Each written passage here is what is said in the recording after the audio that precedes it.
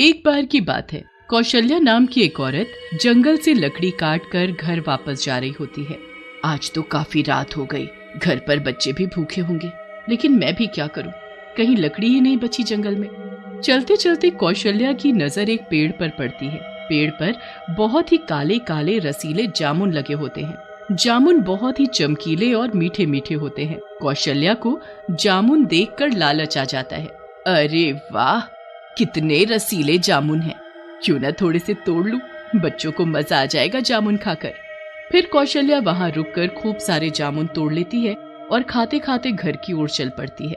अरे वाह, सचमुच ये जामुन तो बहुत रसीले हैं। इन्हें खाकर तो मजा ही आ गया। वाह, मन कर रहा है खाती ही जाऊं। उधर जामुन के पेड़ के पास एक चुड़ैल आ जाती है और पेड़ से जामुन टूटे होने की वजह से गुस्से में आ जाती है।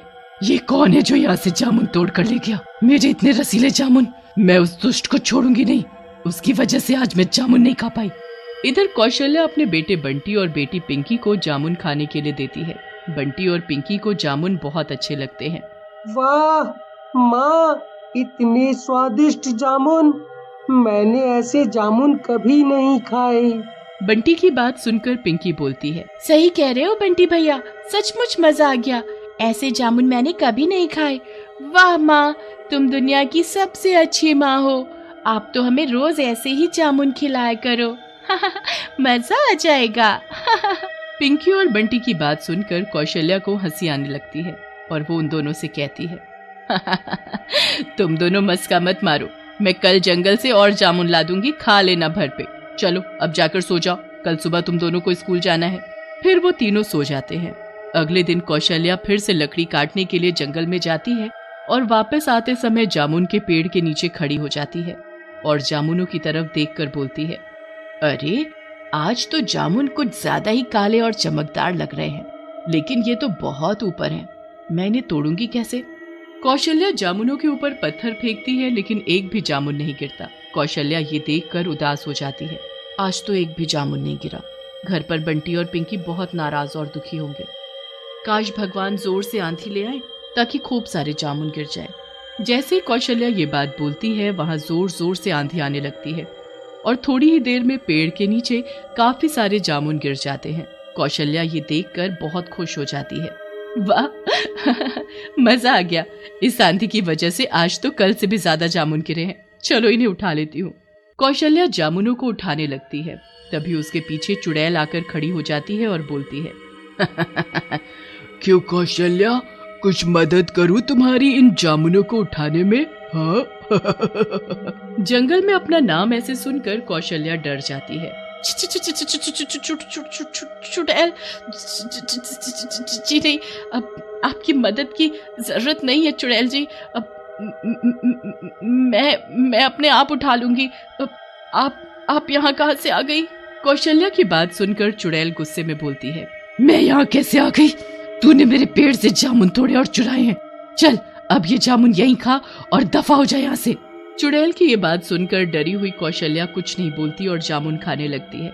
जैसे जैसे कौशल्या जामुन खाती है, वो जामुन के जैसे काली और बदसूरत होने लगती है। ये देख कौशल्या चुड़ैल से बोलती है, ये सब क्या हो रहा है चुड़ैल जी, मैं काली कैसे हो रही हूँ, मुझे जाने दो, मुझे नहीं खाने ये जामुन। कौशल्या की बात सुनकर चुड़ैल हंसती है और बोलती है, जाना चाहती है तो तू जा सकती है, लेकिन फिर ये जामुन मैं तेरे बच्चों को खिलाऊंगी। अब देख, तुझे ये जामुन खाने हैं या तेरे बच्चों को? अपने बच्चों का नाम सुनकर कौशल्या की ममता जाग जाती है और वो जामुन खाने लगती है। जैसे कौशल्या आखिरी जामुन खाती है, वो जामुन बन जाती है। अब बन गई ना तू जामुन, अब तुझे मैं इस पेड़ पर टांगूंगी। फिर चुड़ैल जामुन बनी कौशल्या को जामुन के पेड़ पर टांग देती है और हंसने लगती है। जो भी मेरे पेड़ के जामुन खाएगा, मैं उसे इसी पेड़ पर जामुन बनाकर टांग दूंगी।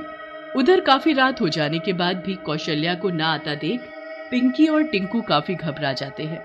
बहन, माँ न जाने कहाँ चली गई, जंगल से अभी तक नहीं आई, कहीं किसी मुसीबत में ना फंस गई हो। तुम कहो तो मैं जाकर देखूं जंगल में। टिंकू की बात सुनकर पिंकी टिंकू से बोलती है, शुभ शुभ बोलो भैया, आज काफी आंधी चली थी, हो सकता है माँ को इसी वजह से देर हो गई हो। हम उनका घर पर इंतजार करते हैं, कहीं वो पीछे से घर आ गई तो वो भी परेशान होंगी। पिंकी की बात मानकर टिंकू भी घर पर ही रुक जाता है और कौशल्या का इंतजार करने लगता है। अगले दिन सुबह तक भी कौशल्या घर नहीं पहुंचती है। ये देखकर पिंकी और टिंकू गांव के सरपंच के पास जाते हैं। उन्हें देखकर सरपंच बोलते हैं, अरे पिंकी और टिंकू, तुम दोनों यहाँ? क्या हुआ? घर पर तो सब ठीक है ना? सरपंच की बात सुनकर पिंकी और टिंकू रोने लगते हैं और रोते रोते उन्हें सारी बात बताते हैं, जिसे सुनकर सरपंच बोलते हैं, तुम दोनों घबराओ मत बच्चों, कौशल्या बहन आसपास ही कहीं होंगी। मैं अभी उनको ढूंढने का प्रबंध करवाता हूँ। जब तक तुम दोनों मेरे घर पर ही रहो। ऐसा कहकर सरपंच घर से बाहर और गांव वालों से कौशल्या को ढूंढने को कहते हैं। गांव वाले कौशल्या को आसपास के गांव में ढूंढते हैं, लेकिन सुबह से शाम तक कौशल्या का पता नहीं चलता। उधर कुछ गांव वाले जंगल में कौशल्या को ढूंढ रहे होते हैं। अरे पुत्तन, इस सुबह से शाम हो गई, लेकिन कौशल्या बहन का कुछ पता नहीं चला। कहीं कौनो जंगली जानवर तो नहीं खा गया उन्हें? चमन भैया, तुम सच में चमन ही हो। अरे अपने जंगल में कोई शेर रहता है क्या जो उन्हें खा जाएगा? बहुत मनहूस हो तुम, कसम से बताए दे रहे हैं। लेकिन काफी देर तक कौशल्या का पता नहीं चलता। फिर पुत्तन और चमन अलग अलग दिशा में कौशल्या को ढूंढने लगते हैं। तभी चमन की नजर जामुन के पेड़ पर पड़ती है। अरे वाह, क्या मोटे मोटे रसीले जामुन है। क्यों ना थोड़ी सा जामुन खा लूं, फिर ढूंढूंगा कौशल्या बहन को। फिर चमन जामुन तोड़ने लगता है। थोड़ी ही देर में काफी सारे जामुन नीचे गिर जाते हैं। वाह, नीचे तो काफी जामुन गिर गए, अब बैठकर इन्हें आराम से खाऊंगा। ऐसा कहकर चमन जामुन खाने लगता है। तभी वहाँ चुड़ैल आ जाती है। चुड़ैल को देखकर चमन डर जाता है और भागने की कोशिश करता है, लेकिन वो वहीं गिर जाता है। अरे मर गया रे, मेरी कमर। कहाँ भाग रहा है तू? जामुन तो खा ले। चुड़ैल जी, भाड़ में गए जामुन, मुझे नहीं खाने जामुन वामुन, मुझे तो तुम जाने दो यहाँ से बस। चमन की बात सुनकर चुड़ैल को गुस्सा आ जाता है और वो चमन से कहती है, अगर तुझे जामुन नहीं खाने थे तो तूने मेरे पेड़ के जामुन तोड़े ही क्यों? चुपचाप इन्हें खाकर जा, नहीं तो मैं तुझे खा जाऊंगी। चुड़ैल के डर से चमन जामुन खाने लगता है, लेकिन जैसे जैसे वह जामुन खाता जाता है, जामुन की तरह काला होता जाता है और थोड़ी ही देर में पूरा जामुन बन जाता है। चुड़ैल उसे उठा लेती है। ऐसे ही रहा तो इस पेड़ में सारे जामुन इंसानों के होंगे और फिर मैं उन्हें बड़े आराम से एक एक कर खाऊंगी। फिर चुड़ैल जामुन को पेड़ पर लगाकर गायब हो जाती है। उधर पुत्तन चमन को ढूंढते ढूंढते जामुन के पेड़ के पास पहुंचता है। ये चमन भी ना बिल्कुल गधा है, अब पता नहीं कहाँ गायब हो गया। अब कौशल्या बहन के साथ साथ इसे भी ढूंढो। तभी उसकी नजर जामुन के पेड़ पर पड़ती है। इतने घने जंगल में जामुन के पेड़ को देखकर वो हैरान रह जाता है। अरे इतने घने जंगल के बीच में ये जामुन का पेड़ कैसा? और इसके फल भी देखो, कितने मोटे मोटे हैं जैसे आम। तभी पुत्तन को एक जामुन अपने पास पड़ा हुआ दिखता है। वो उसे उठा लेता है और गांव की ओर चल पड़ता है। गांव पहुंचकर वो सरपंच को बोलता है, अरे सरपंच जी, इतना ढूंढा लेकिन कहीं भी कौशल्या बहन का पता नहीं चला। और तो और अब वो चमन भी गायब हो गया, पता नहीं कहाँ जाकर सो गया है। सरपंच और पुत्तन बात ही कर रहे होते हैं। तभी सरपंच की नजर पुत्तन के हाथ पर पड़ती है। वो पुत्तन से बोलते हैं, अरे पुत्तन, ये काले रंग का आम कहाँ से लाए? जरा हमें भी तो दिखाओ। अरे नहीं सरपंच जी, ये आम नहीं जामुन है। ये उस जंगल में एक जामुन के पेड़ के नीचे गिरा था। ऐसा कहकर पुत्तन सरपंच जी को वो जामुन दे देता है। तभी वहाँ टिंकू और बंटी भी आ जाते हैं और जामुन देखकर बोलते हैं, सरपंच जी, ये जामुन तो बहुत स्वादिष्ट हैं। ये माँ हमारे लिए लाई थी जंगल से। बहुत ही मीठे और रसीले हैं। टिंकू की बात सुनकर सरपंच जी पुत्तन से कहते हैं, पुत्तन, ये कोई आम जामुन नहीं है, बल्कि कोई शापित पेड़ के जामुन हैं।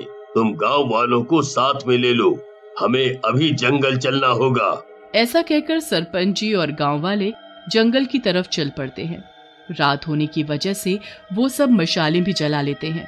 सरपंच जी और गांव वाले पेड़ के पास पहुंचते हैं। सरपंच और इतने गांव वालों को देखकर चुड़ैल वहां आ जाती है। तो आज सरपंच आया है। आज मैं सबको जामुन बना दूंगी।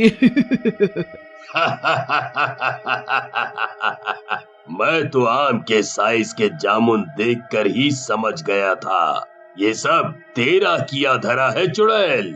इससे पहले चुड़ैल कुछ करती, सरपंच के कहने पर गांव वाले जामुन के पेड़ में आग लगा देते हैं। जैसे जैसे पेड़ बनता है, जामुन बने लोग आजाद होने लगते हैं। सरपंच, तूने मेरा जादू तोड़ दिया, लेकिन मैं फिर से आऊंगी किसी न किसी तरीके से तुझसे बदला लेने। ऐसा कहकर चुड़ैल वहां से गायब हो जाती है। सीतापुर नाम के गांव में सब लोग मिलजुल कर और हंसी खुशी रह रहे थे, पर एक चुड़ैल के आतंक ने वहां सब कुछ बदल कर रख दिया। एक रात जब उस गांव में सब लोग चैन की नींद सो रहे होते हैं, तो अचानक कालू राम के दरवाजे पर किसी के खटखटाने की आवाज आती है। अरे भैया, इस वक्त कौन आ गया दुखी करने? कमला, अरियो कमला, अरे जरा दरवाजे पर जाकर तो देख कि कौन खटखटा रहा है। अरे वो गली का कुत्ता होगा, तुम सो जाओ चुपचाप। तभी दोबारा दरवाजा खटखटाने की आवाज आती है। ओहो, दरवाजे पर जरूर कोई है, मैं खुद ही जाकर देखता हूँ। कालू राम जाकर दरवाजा खोलता है। सामने एक बहुत ही सुंदर औरत को देखकर उसे देखता ही रह जाता है। कौन हो तुम और यहाँ कैसे? मेरा नाम चांदनी है। मुझे बहुत ही भूख लग रही है, तो मुझे कुछ खाने को मिल सकता है क्या? खाने को? हाँ, खाने को तो घर में कुछ ना कुछ जरूर होगा, मैं अभी लेकर आता हूँ। मुझे कुछ नहीं, बस प्याज लेकर दे दो, मैं वही खा लूंगी। प्याज? बस प्याज? पर प्याज कौन खाता है? मैं तुम्हारे लिए कुछ अच्छा सा खाने के लिए लाता हूँ। नहीं, मुझे बस प्याज ही चाहिए। अच्छा, तुम गुस्सा मत करो, मैं प्याज लेकर ही आता हूँ। कालू राम अंदर प्याज लेने जाता है। कैसी अजीब औरत है जो रात में प्याज खाने को मांग रही है। खैर, मुझे क्या, थोड़ा सा प्याज देकर मेरा क्या जाएगा। कालू राम एक प्लेट में कुछ प्याज रख लेता है और बाहर आकर चांदनी को दे देता है। प्याज, प्याज, इतनी सारी प्याज? प्याज ही तो है, इसमें इतना खुश होने वाली क्या बात है? वैसे तुमने बताया नहीं कि तुम आई कहाँ से हो? पहले मेरे लिए एक गिलास पानी लेकर आओ, फिर मैं बताऊंगी। कालू राम अंदर पानी लेने जाता है, पर जब वो पानी लेकर बाहर आता है तो चांदनी वहाँ से गायब हो चुकी होती है। अरे, वो औरत कहाँ चली गई? आखिर वो औरत थी कौन? कालू राम अंदर जाकर सो जाता है और चांदनी प्याज लेकर दूर एक खंडहर के अंदर चली जाती है। वो खंडहर गांव के एक कोने में होता है, जहाँ कभी कोई नहीं जाता। चांदनी एक खूबसूरत औरत से बदलकर एक भयंकर चुड़ैल बन जाती है। ये लो मालिक, मैं आपके लिए प्याज ले आई हूँ, आप इसे जल्दी से खाओ और उसके बदले मुझे शक्ति दो। लाओ, जल्दी आओ। चुड़ैल उस राक्षस के बड़े बड़े नाखून वाले हाथों में प्याज रख देती है। बहुत ही स्वाद। तुम मुझे ऐसे ही रोज रात को प्याज ला कर दो और इसके बदले मैं तुम्हें वो शक्तियाँ दूंगा जो किसी के पास नहीं होंगी। राक्षस प्याज खाने के बाद उस चुड़ैल के हाथ में अपना हाथ रखता है, जिससे एक तेज रोशनी निकलती है और उस चुड़ैल की शक्तियाँ बढ़ जाती हैं। शुक्रिया मालिक, शुक्रिया। सुबह हो जाती है। कालू राम अपनी पत्नी कमला को रात का किस्सा बताता है। तुम्हें तो मौका चाहिए दूसरी औरत से बात करने का। सुधर जाओ तुम, समझे? अरे भाग्यवान, तू भी ना बस। क्या बस? अगर दोबारा तुमने किसी औरत को प्याज टमाटर दी तो मुझसे बुरा कोई नहीं होगा। अच्छा अच्छा ठीक है ना, अब मैं दरवाजा ही नहीं खोलूंगा। पूरा दिन ऐसे ही निकल जाता है और फिर रात होती है। चुड़ैल अपने खंडहर से बाहर निकलती है और अब उसे किसी दूसरे घर की तलाश होती है। आज किसके घर जाऊं? कौन देगा मुझे प्याज? चुड़ैल अपना रूप बदलकर फिर से एक खूबसूरत औरत में बदल जाती है। उसके बाद वो हरिया और कमला का दरवाजा खटखटाती है। कौन है? जब बाहर से कोई आवाज नहीं आती तो कमला जाकर दरवाजा खोलती है। कौन हो तुम और इस वक्त यहाँ क्या कर रही हो? मेरा नाम चांदनी है और मुझे बहुत भूख लगी है, मुझे कुछ प्याज लाकर दे दो। प्याज? पागल वगल हो क्या? यहाँ कोई प्याज व्याज नहीं है, चलो जाओ यहाँ से। मैंने बोला ना मुझे भूख लग रही है, मुझे प्याज लाकर दो। अरे वाह, जरा अकड़ तो देखो इस औरत की। तेरे जैसी चोर औरतों को मैं अच्छे से जानती हूँ, समझी? अभी जा और प्याज लेकर आ। अरे भाई, तू तो बड़ी ही बेशर्म है, इतना सुनने के बाद भी ढीठ की तरह खड़ी हुई है। कमला अपनी बात पर अड़ी रहती है और चांदनी को गुस्सा आ जाता है। वो उसके सामने जोर से चिल्लाती है और एक चुड़ैल में बदल जाती है। चुड़ैल, चुड़ैल, अरे बाप रे, ये तो चुड़ैल है।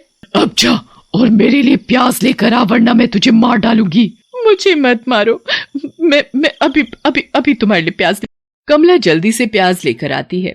चुड़ैल प्याज लेकर वहाँ से नाचती कूदती चली जाती है। अगले दिन पूरे गांव में वो ये बात फैला देती है कि रात को एक चुड़ैल उसके पास प्याज मांगने आई थी। अरे बहन, ये तुम क्या कह रही हो? अरे मैं सच बोल रही हूँ भाई साहब, पर आप इतना परेशान क्यों दिख रहे हैं? क्योंकि कल एक औरत मेरे घर भी आई थी, उसने मुझे अपना नाम चांदनी बताया था। अरे भाई साहब, वो चुड़ैल ही थी, क्योंकि उस चुड़ैल ने मुझे भी अपना नाम चांदनी ही बताया था। गांव के लोग उस चुड़ैल के बारे में जानकर बहुत ही डर जाते हैं। रात होते ही सब लोगों को ये डर होता है कि कहीं आज उनके घर का नंबर तो नहीं है, और बस इसी डर से सब अपने घर की खिड़की दरवाजे अच्छे से बंद कर देते हैं। पर किसी को नींद नहीं आ रही होती। रात होती है और वो चुड़ैल अपने खंडहर से बाहर आ जाती है। उसके बाद वो गांव जाकर अपना रूप बदल लेती है और लक्ष्मी के घर का दरवाजा खटखटाने लगती है। आ गई वो चुड़ैल। अजी कुछ करो, वो चुड़ैल हमें मार डालेगी। अरे लक्ष्मी, शांत रहो और डरो मत। देखो, उस चुड़ैल को नहीं पता कि हमें उसके बारे में पता चल चुका है, इसलिए हमें बिल्कुल शांत रहना चाहिए। अजी, घर के बाहर चुड़ैल खड़ी है और आप शांत रहने की बातें कर रहे हो। एक काम करो, तुम चुपचाप यहाँ बैठो और मैं दरवाजा खोलता हूँ, क्योंकि अगर दरवाजा नहीं खोला तो कहीं उसे गुस्सा ना आ जाए। रामू भी अंदर से डरा हुआ होता है, पर वो फिर भी हिम्मत करके दरवाजा खोलता है। सामने एक सुंदर औरत खड़ी होती है। जी, आप कौन? मेरा नाम चांदनी है, मैं बहुत भूखी हूँ, क्या मुझे खाने के लिए प्याज मिल सकती है? रामू चांदनी नाम सुनकर ही कांपने लगता है। चांदनी? हाँ, प्याज मिलेगी ना, तुम जितना चाहो उतना प्याज मिलेगा। मैं अभी लेकर आता हूँ। रामू जल्दी से अंदर जाता है और घर के सारे प्याज लाकर उस चुड़ैल को दे देता है। इतने सारे प्याज आज तो मजा ही आ गया, इतने सारे प्याज मिल गए मुझे। चुड़ैल उन सारे प्याज को लेकर वहाँ से बड़ी खुश होकर चली जाती है और रामू जल्दी से अपने घर का दरवाजा बंद कर देता है। गई वो चुड़ैल, अब तुम्हें डरने की कोई जरूरत नहीं है लक्ष्मी। आज तो वो चली गई, पर अगर वो कल फिर से आ गई तो हम ऐसे डर डर कर कब तक जिएंगे? ये बात तो सच कही तुमने लक्ष्मी, पर हम कर भी तो क्या सकते हैं। उस रात तो चुड़ैल वहाँ से चली जाती है, पर फिर हर रात वो भेस बदल कर किसी न किसी के घर प्याज मांगने आती थी। प्याज मांगने वाली चुड़ैल ने पूरे गांव में अपना आतंक मचा रखा था, जिससे लोग बहुत ही दुखी हो गए थे। उसने गांव वालों की रातों की नींद उड़ा दी थी। वो हर पल डर डर कर जीने लगे थे। एक दिन कुछ गांव वाले इकट्ठे होते हैं। ऐसे हम डर डर कर नहीं जी सकते, हमें उस चुड़ैल का कुछ ना कुछ करना ही होगा। हाँ, बिल्कुल सही बोल रहे हो। अजी, मैंने सुना है कि पास के गांव में कोई बहुत ही बड़े पंडित जी कुछ दिनों के लिए रहने आए हैं। आप सब उनके पास जाओ, वो जरूर उस चुड़ैल का कुछ न कुछ कर सकते हैं। सब लोग मिलकर उन पंडित जी के पास जाते हैं और उनको सारी बात बताते हैं। पंडित जी उन लोगों के साथ उनके गांव आ जाते हैं। आज हमें उस चुड़ैल का पीछा करना होगा, क्योंकि वो चुड़ैल कभी प्याज खाती नहीं है, बस उसे लेकर कहीं गायब हो जाती है। रात होती है और वो चुड़ैल फिर से किसी के घर जाकर प्याज मांगती है।